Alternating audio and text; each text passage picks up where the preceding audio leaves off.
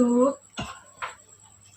Assalamualaikum Ibu. Waalaikumsalam Mbak Eka. Iya Ibu. Yuk duduk sini Mbak, duduk cari tempat duduk yang nyaman. Terima kasih Bu. Ya, udah nyaman itu duduknya. Sudah. Oke. Mbak Eka apa kabar? Alhamdulillah saya baik Ibu. Baik. Udah sarapan tadi? Sudah. Tadi Sehat pagi. berarti ya? Iya, tadi pagi sebelum berangkat sekolah itu Ibu jam 5. Oke, bagus. Tadi pelajarannya siapa? Pelajarannya Ibu ada Ibu matematika. Sekarang kosong ya? Iya. Soalnya Rapat, Ibu. Rapat guru mapel ya? Iya. Iya benar-benar. Eka kesini mau ngapain? Kalau boleh tahu.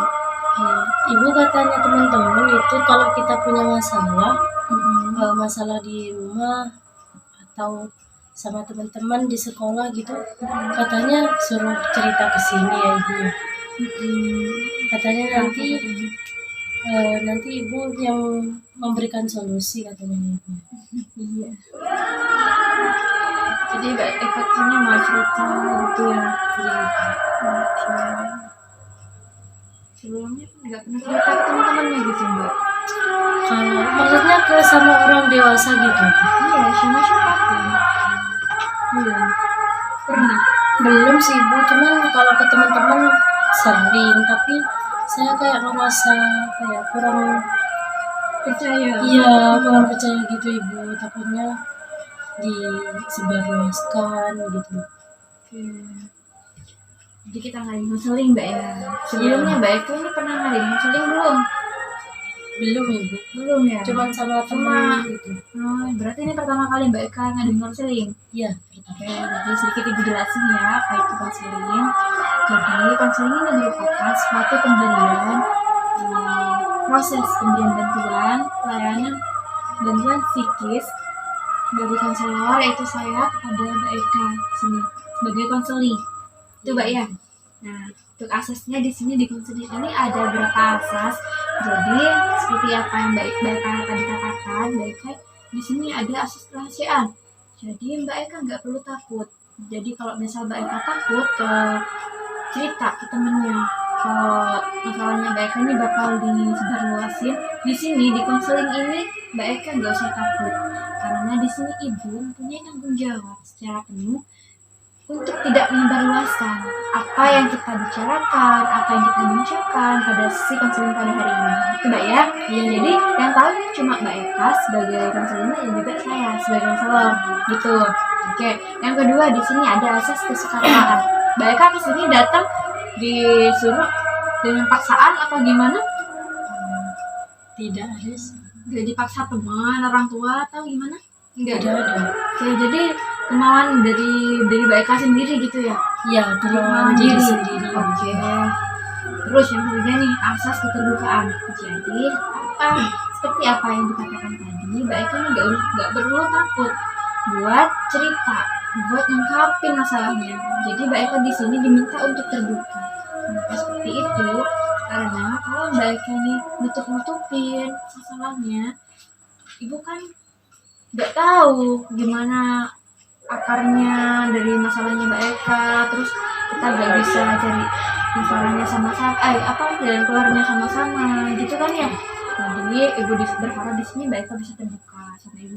Gak perlu takut karena apa yang ibu katakan ada asas kerahasiaan. Oke. Berarti saya aman ini ya Ibu buat cerita. Insya Allah aman, Mbak Eka gak usah takut ya. Berarti untuk cerita apa aja gitu Bu? Boleh cerita apa aja. Di sini gak akan ibu sebarluaskan. Cuma Mbak Eka sama ibu aja. Oke? Oke, sebelum kita mulai sesi kegiatan konseling pada hari ini, baiknya kita berdoa terlebih dahulu ya, agar agar kegiatan kita pada hari ini berjalan dengan lancar gitu ya. Berdoa dimulai.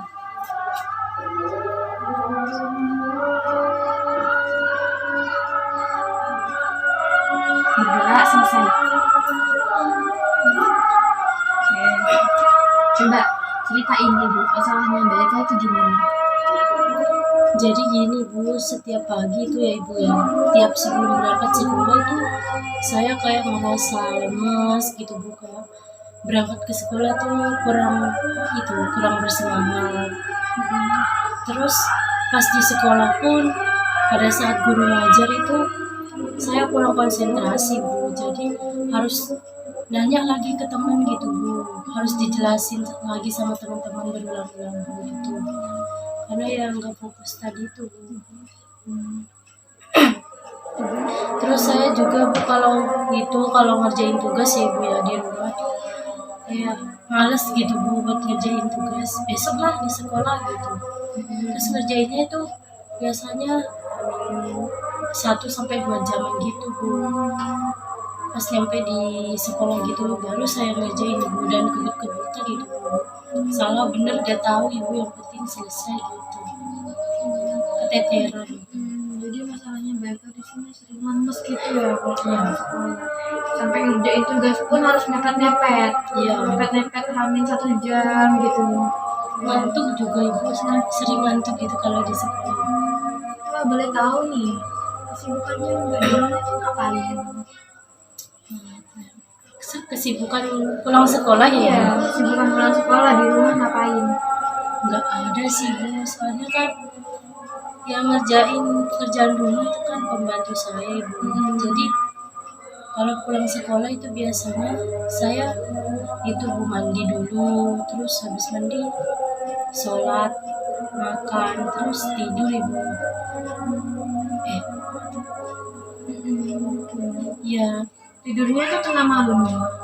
enggak Ibu, scroll TikTok Bu, sampai ketiduran gitu Bu. Oh gitu. Jadi ini ya, durasinya itu sampai tengah malam gitu ya main HP-nya? Iya, sampai biasanya ya kalau pulang sekolah itu ya Ibu ya, saya langsung itu kan habis sholat makan, terus saya ambil HP Bu, terus scroll gitu. Sampai ketiduran itu Bu, biasanya tidurnya baru jam 4 gitu Bu, 4 sore Bu, saya sampai ketiduran. Dan kayak ngerasa itu loh Bu, penasaran gitu Bu, kalau scroll tuh apa ya selanjutnya gitu, jadi kan di scroll lagi, kadang malah ngantuk sampai ketiduran gitu Bu. Terus bangun Bu, mandi ya Ibu, terus malamnya juga Bu. Iya ya, kadang sampai malam Ibu jam 12-an gitu, kadang jam 1 gitu baru tidur Ibu. Kadang sampai ketiduran sambil selesai scroll itu Bu.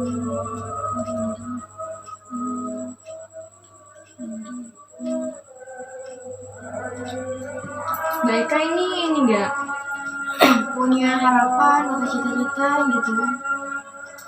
Harapan ya Ibu, punya Ibu, saya punya cita-cita tapi berubah-ubah Ibu. Pas Gimana? SD itu ya Ibu ya, saya pengen jadi polwan. Terus pas saya SMP berubah lagi, saya pengen jadi dokter Bu. Tapi pas di SMA ini Bu, kayak apa ya Bu, nggak punya tujuan gitu Bu. Tapi saya melihat orang-orang tuh kayak saya pengen sukses gitu, pengen seperti mereka, tapi bingung Bu mau jadi apa gitu, kayak nggak punya tujuan gitu Bu. Dari masalah yang Mbak ceritain tadi nih, yang katanya ketergantungan sama HP, sampai keteteran gitu, nggak ngerjain tugas, terus di sekolah lemes, apa yang pengen Mbak ubah? Yang pengen saya ubah tentunya yang pertama itu, yang paling utama itu yaitu Bu, waktu pengen ngurangin gitu Bu, waktu scroll itu Bu, yang terlalu ketergantungan gitu Bu, pengen ngurangin atau ngebatasin gitu Bu, pengen seperti dulu lagi Bu, karena kan dulu nilai saya itu mungkin lebih tinggi Bu dari sekarang Bu, karena sekarang itu kerjaannya cuma scroll gitu ya. Kayak waktu belajar itu kurang Ibu, pulang sekolah yang biasanya ngerjain tugas sekarang kayak besok dah gitu Bu. Terus saya gunakan buat scroll gitu Bu. Terus malamnya juga biasanya kan belajar ya Ibu ya.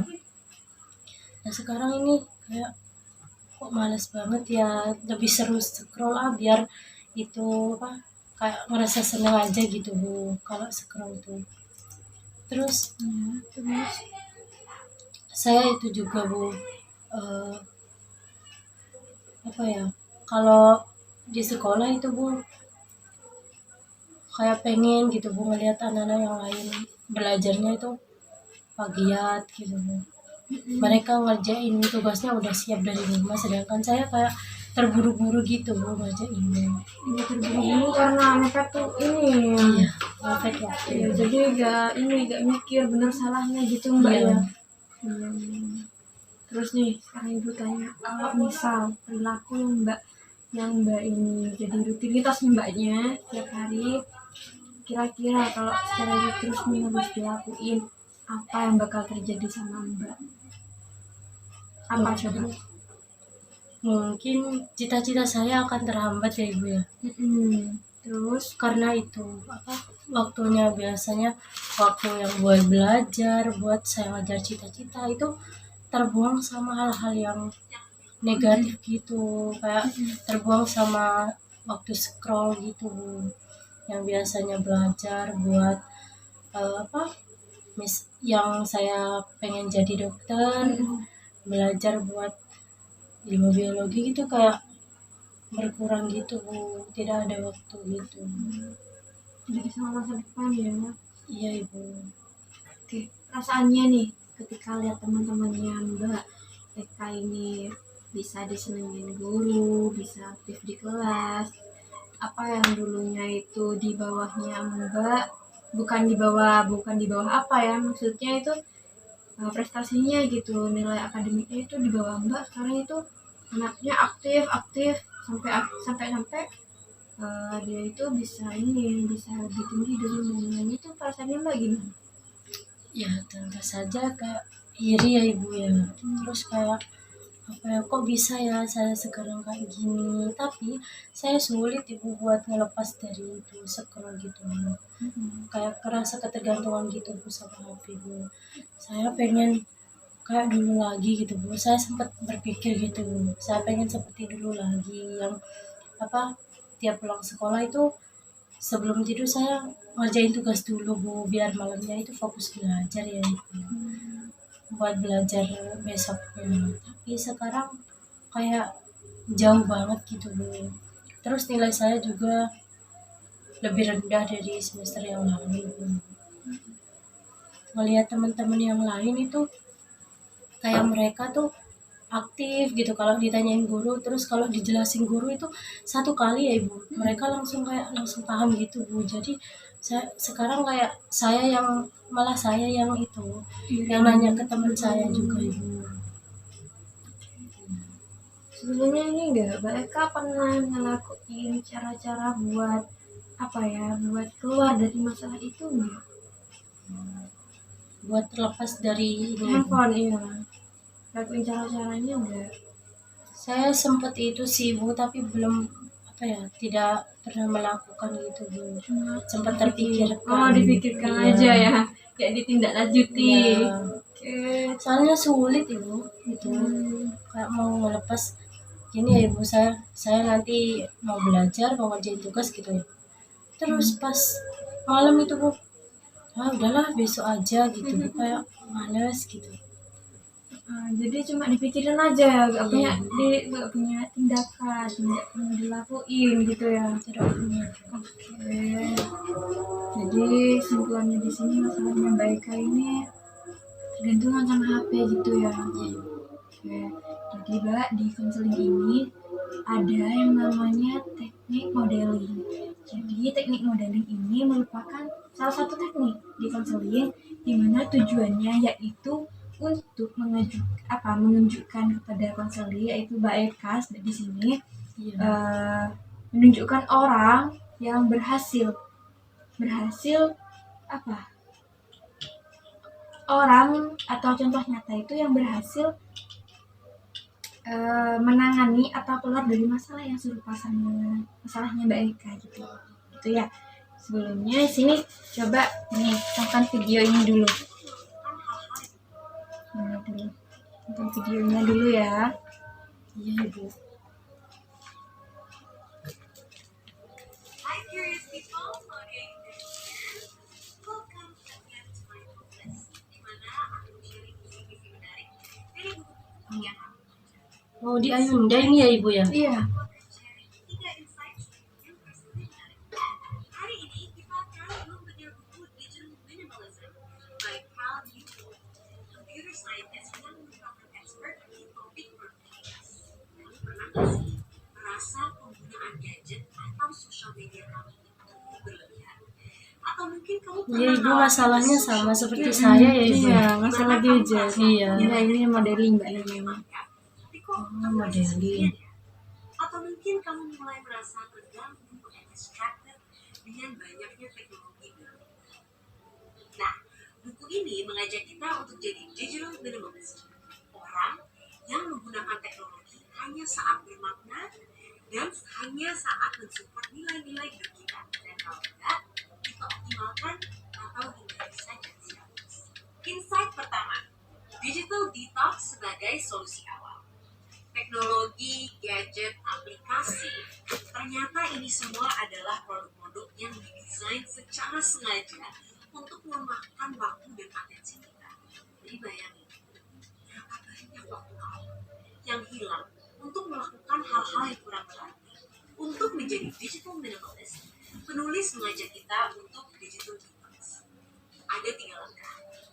Pertama, kita harus menentukan filosofi hidup kita tentang teknologi. Nah, ini agak susah ya. Karena di sini kita harus membuat list semua teknik dalam hidup kita. Kita harus pikirin apakah hal itu opsional atau wajib. Harus berbeda ada di hidup kita. Biasanya nih kalau opsional, gadget, aplikasi, atau layanan apapun itu bisa kita hentikan selama 30 hari tanpa merusak atau mengganggu flow kehidupan pribadi atau profesional kamu. Tapi harus disiplin dan kritis ya di proses ini. Yang kedua, cuti selama 30 hari. Setelah kita udah punya ya aturan dan prosedur yang tadi, kita harus disiplin cuti dari menggunakan semua teknologi yang kamu udah pilih tadi. Biasanya minggu pertama atau kedua itu susah karena kita udah terbiasa nih ditemani oleh sosmed dan sebagainya. Tapi ingat, kita lagi fokus. Ketidaknyamanan sangatlah natural. Pada saat kita merasakan dorongan untuk main HP dan sebagainya, penulisnya bilang, isi waktu itu dengan aktivitas berkualitas tinggi seperti membaca buku, olahraga, atau aktivitas lain pilihan. Lalu setelah 30 hari, pelan-pelan kita perkenalkan teknologi opsional itu kembali ke hidup kamu. Tapi ingat ya, dengan penuh kehati-hatian. Setiap kamu membuka sebuah aplikasi, tanya dulu pada diri kamu, apakah ini cara yang terbaik untuk menghabiskan waktu yang juga selaras dengan values hidup kamu? Dan gimana ya caranya menggunakannya supaya dengan melakukan 3 steps ini, kita memastikan bahwa teknologi atau apapun itu menambahkan nilai ke dalam hidup kita. Insight kedua, jangan jatuh cinta dengan nilai. Oke, manusia itu ditakdirkan sih memang untuk bersosialisasi. Tapi jangan kita samain penggunaan media sosial dengan bersosialisasi beneran. Semakin banyak kamu menggunakan media sosial untuk berinteraksi, semakin dikit loh waktu yang kamu pakai untuk komunikasi langsung sama orang. Bahayanya, sosmed itu kan bikin ketagihan banget ya. Karena kita selalu mengejar kebahagiaan kecil dari validasi sosial. Nah, itu entah dari like atau dari retweet, dari sesuatu yang kita post. Nah, menurut penulisnya, kita tuh harus berhenti nge-like posts. Mendingan kita gunakan komunikasi yang berpusat pada obrolan atau conversation, supaya kita bisa mempertahankan hubungan yang bermakna. Ada rekomendasi nih di buku ini. Luangkan hanya 1 atau 2 momen dalam hari kita untuk balas-balasan WhatsApp atau semua messaging apps. Atau kita juga bisa adakan conversation office hours, di mana ini waktu yang dijadwalkan untuk ngobrol dengan orang-orang yang berarti dalam hidup kita. Nah, mungkin pendekatan ini memang membutuhkan pengorbanan ya, pasti orang yang berinteraksi dengan kita tuh akan menurun stres. Tapi justru setiap interaksi yang kita miliki akan lebih dalam, lebih bermakna, dan selaras dengan nilai-nilai hidup kita. Insight ketiga, habiskan waktu sendiri. Ada chapter di mana penulisnya membahas konsep di mana manusia itu sudah kehilangan kesendirian. Keadaan di mana kita hampir nggak pernah menghabiskan waktu sendirian dengan pikiran kita sendiri. Jadi seringkali nih ketika sendirian atau bosan, orang tuh malah milih aktivitas rekreasi yang berkualitas rendah, kayak main game, cek-cek message dari teman, scrolling tanpa berpikir. Ini adalah jenis kegiatan yang dapat dianggap bernilai rendah karena tidak memiliki niat atau intention. Nah, kita harus dari ini dengan mencari kesendirian. Untuk melatih ini, penulisnya bikin recommendation untuk memulai dengan meninggalkan smartphone kamu di rumah, misalnya jalan-jalan jauh atau journaling. Or as we discussed earlier, kita bisa isi waktu luang itu dengan kegiatan berkualitas tinggi yang berkontribusi pada kesejahteraan kita, kepuasan kita, dan juga kegembiraan batin. Mungkin juga kita harus membuat to-do list untuk waktu luang kita, di mana kita memprioritaskan aktivitas yang menuntut daripada konsumsi pasif, seperti yang menggunakan keterampilan untuk menghasilkan hal-hal yang berharga di dunia fisik, atau melakukan aktivitas yang membutuhkan interaksi sosial dunia nyata yang lebih tersirat juga. And so what? Aku membaca buku ini lumayan merasa tersindir sih, karena kadang aku relate dengan observasi yang dibahas di buku ini, bahwa kalau main sosmed. Oke, udah selesai videonya. Jadi gimana perasaannya nonton ini? Ada yang konseling tentang video, seneng? Gak garing gitu ya? Iya Ibu. Oke, jadi apa yang ditangkap dari video tadi? Itu Kak Maudy Ayunda itu ngasih tips atau saran gitu Bu. Gimana caranya kita buat tidak tergantung sama handphone gitu. Yang saya dapat tadi dari video itu katanya lebih bersosialisasi dengan dunia nyata Ibu. Tinggali 30 hari bebas dari handphone dulu. Itu memang sulit, tapi pelan-pelan dicoba pasti bisa. Terus hindari hal-hal yang bernilai rendah seperti bermain game, kayak Scroll TikTok tadi, ya ya. Ibu, seperti saya. Iya. Terus tinggalin handphone di rumah misalnya, terus kayak me time gitu Ibu, jalan-jalan ke tempat-tempat yang disukai, kayak pantai atau taman gitu yang disukai. Oke, jadi kapan nih yang mau ngelakuin ini nih? Kalau bisa Yang mulai mulai dari sekarang sih Bu. Sekarang? Iya. Oke, sebelumnya ini Mbak, ada yang namanya juga reward sama punishment. Mbak tahu nggak apa reward sama punishment itu? Tidak, apa itu Ibu? Jadi, oke, kita nggak tahu. Jadi di sini reward, punishment, reward penghargaan. Jadi ketika Mbak ini berhasil melakukan suatu kegiatan tadi, atau cara untuk mengurangi ini ketergantungan sama handphone, Mbak memberikan reward kepada diri sendiri. Misal Mbak ini kan cewek gitu, mungkin shopping, atau yang kata Mbak tadi jalan-jalan gitu kan, itu buat rewardnya. Kalau ketika saya berhasil tidak tergantung pada HP, tidak tidur tengah malam, berhasil mengerjakan tugas sebelum detik-detik kematian itu mepet-mepet waktu, saya akan berikan reward pada diri saya sendiri. Itu reward. Berarti kayak hadiah gitu ya? Ya, hadiah, benar, penghargaan, hadiah. Terus yang kedua nih, punishment kebalikannya, hukuman. Jadi ketika Mbak ini masih ketergantungan sama ini HP, maksudnya ini suka scroll TikTok, gak konsisten, gak tetap ngelakuin hal-hal yang negatif tadi, Mbak ini bisa memberikan punishment kepada diri Mbak. Misal apa ya, intinya yang berikan sifat hukuman atau jerah gitu kepada diri Mbak gitu. Hukuman, Iya, hukuman pada diri gitu. Jadi reward sama punishment ini fungsinya cuma buat memperkuat gitu Mbak, gitu ya. Kalau misal diulang lagi Bu, misal ya Bu, terus saya nyoba ya Ibu buat ngelakuin itu tipsnya tadi, terus saya gagal Ibu, terus saya ngasih apa tadi, Punishment. iya punishment gitu Ibu, terus saya mulai lagi gitu, bisa ya Ibu ya? Bisa. Oke. Kalau boleh tahu nih, kira-kira reward sama punishment apa yang kira-kira dijadiin ini sama Mbak Eka Apa ya rewardnya? kalau berhasil saya pengen itu Bu, saya pengen shopping, Mm-mm. pengen belanja yang saya sukain, belanja baju Ibu. Terus punishmentnya? Apa ya hukumannya? Oh ya, kan saya kesini kan diantar ya Ibu. Nanti kalau saya gagal buat apa? Tidak scroll lagi, saya pengen jalan kaki Bu dari rumah ke sini. Waduh, keren nih Mbak Eka nih. Iya. Rumahnya Mbak Eka di sini ini ya? Di Iya. mana ini? Di kira-kira Tidak terlalu jauh sih. Iya benar-benar sekilo ya dari sekolah ya. Iya. Dekat ya benar-benar. Oke, bisa tuh lah di ini ya diterapin dari sekarang ya. Ya Ibu. Oke.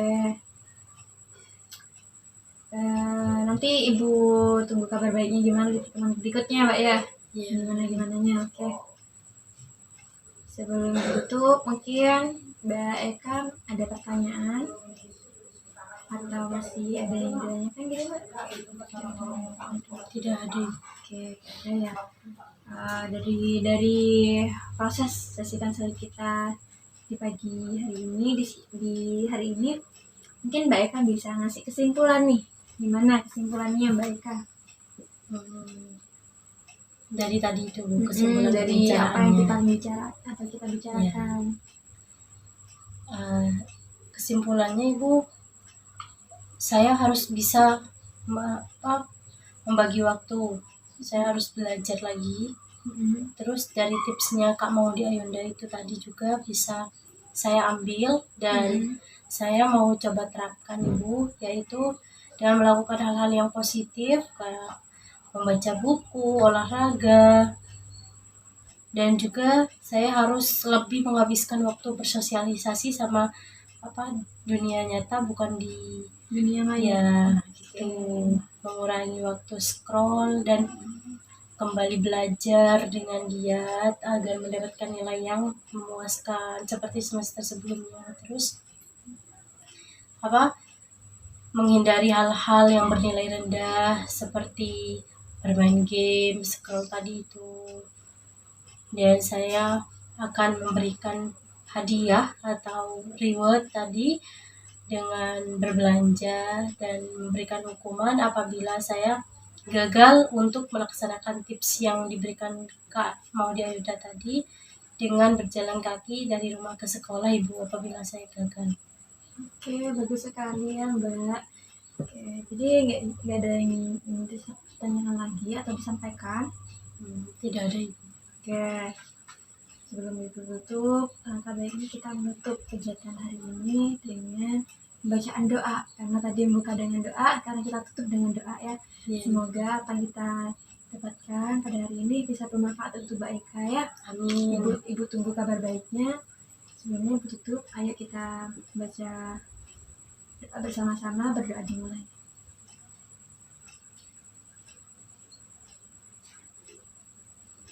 Berdoa selesai. Alhamdulillah. Oke, Ibu cukupkan Mbak ya. Terima kasih banyak. Ibu cukupkan. Terima kasih. Wassalamualaikum warahmatullahi wabarakatuh. Terima kasih ya Ibu ya. Iya. Ibu saya mau kembali ke kelas ya. Iya. Hati-hati Mbak. Iya. Assalamualaikum Bu. Waalaikumsalam.